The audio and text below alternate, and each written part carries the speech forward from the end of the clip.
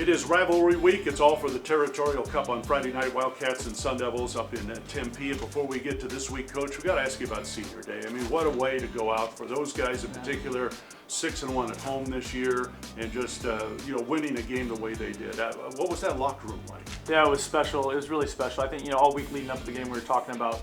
We really wanted to send those guys out, because so many of those guys, either been here a long time and kind of through the portal and the chaos and coaching changes or whenever chosen to stay, or they chose to come, and they chose to come off the team a year ago that we struggled, and so there's a lot of belief in each other and belief in the program and the U of A. So it was just really special.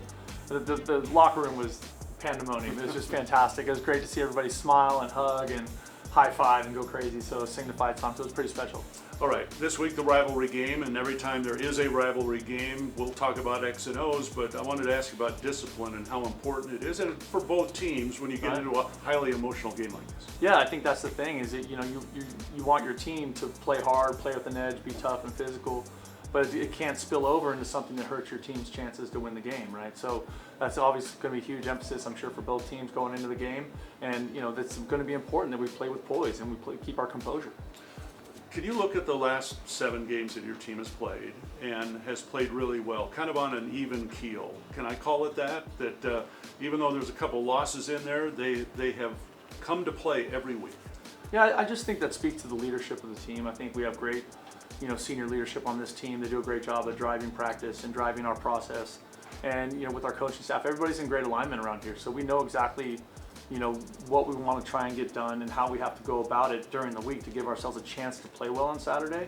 And and so far it's been good. We get one more opportunity this week, and we're excited for it. Okay, what about Arizona State? What do you see from them on film? We know this is a really good football team, right? They're obviously the defending Big 12 champions, so we have respect for that, and we know that we're going to their place, right? So when you see them, all 3 phases, they're good. I think that's one of the fun things. I know Coach Dillingham mentioned it this week, or yesterday, that it's fun to have 2 teams playing in this thing that actually both have a good record and are excited about the opportunity.